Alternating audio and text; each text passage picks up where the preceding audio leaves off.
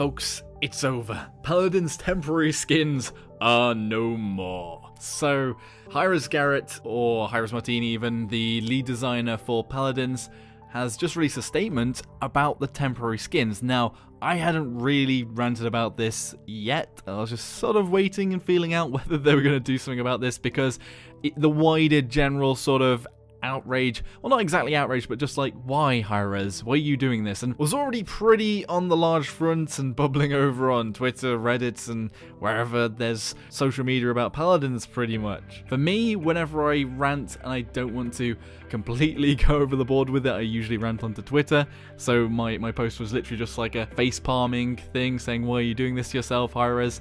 When I'd opened up a Radiant chest and there were 3 temporary skins. So if you haven't seen it, something that wasn't included in the patch preview, the devs didn't really talk about it, and also in the forum notes it wasn't as explicit, and when I went through it, I went past it, I thought it meant the gold weapons, but there were skins in the game that basically gave you a part of the skin or a set, and you had 3 days to use it as a temporary skin. Now for me, those temporary skins were not good for 2 reasons. So the big one was the fact that they were dropped into the Radiant chest, and now again it's really hard to tell what exactly all the drop chances are, but the Radiant chest is also the grind chest, so the more cosmetics are in it, especially the more useless cosmetics are in it, the harder the grind is, theoretically, and especially if it's temporary, then that would mean that people would pick it up, they'd lose it after 3 days, and then they wouldn't get a duplicate from that skin, they might just get that skin temporarily back again, theoretically. And the second reason is just generally the idea of temporary skins is something that I'd expect in sort of an Asian MMO or shooter. I played some shooters in the past that were free to play that I didn't stay for very long. They had ridiculous grinds. They sometimes had temporary weapons or temporary skins and things like that, and it just felt cheap. I don't know whether it does image any good, and it made me cringe when I noticed that they were in game. It wasn't an anger, it was like, why are you doing this? Why are you doing this yourself? And I guess it's kind of more linked with the mobile games at the moment, some of the more invasive ones where you're getting temporary skins and temporary items and things. Honestly, not a good trend for me. And actually this comes after there's the most downvoted comment of all time on Reddit, which was about the Star Wars Battlefront 2 microtransactions in game.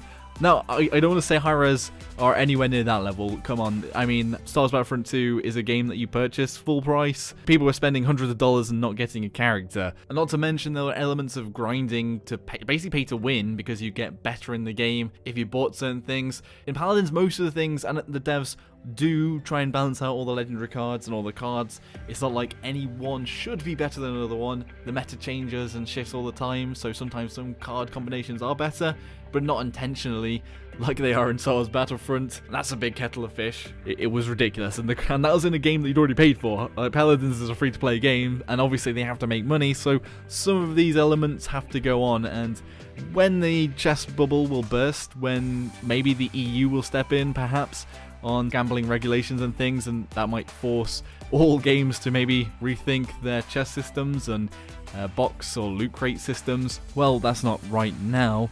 However, what's going on now is a lot better than what it was. So Hi-Rez Garrett's statement is that after evaluating feedback from the public test server and hearing what our community had to say, OB63 will not, I repeat, not introduce rental items into chests.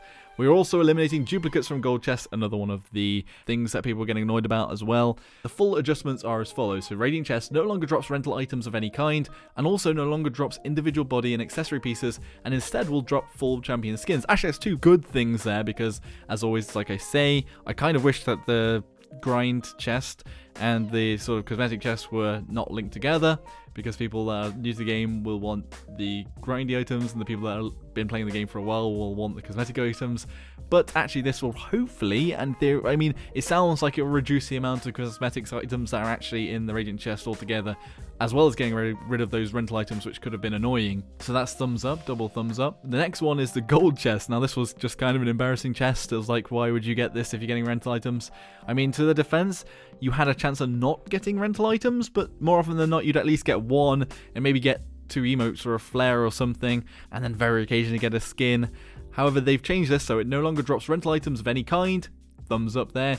Now has 1 drop, a unique and permanent item. Okay, that's better than it was, and also it kind of reduces some of the randomness, but also that's a drawback in the fact that you're not getting as much from it, but it's more like the weapon and armor chest that there was before, but it's also not affected by account boosters, which was another thing people were complaining about, and also there's no duplicates, which is a double thumbs up, which is part of the reason why they probably reduced it to 1 as well, but also it could mean that you're spending loads of crystals and you just got some essence. And again, it's sort of splitting between what a new player would want and what an older player that's been playing for a while would want in the cosmetics. Anyway, those are two good things, and I'm glad that Hi-Rez have come back on themselves in this one. It doesn't mean that the golden weapons haven't changed, although the golden weapons are slightly different in that they are basically the account booster, but they're singled out to one champion and you get to use a gun for a while. With this, it's on shaky ground still, and I mean 3 days is kind of ridiculous. It's such a short period of time to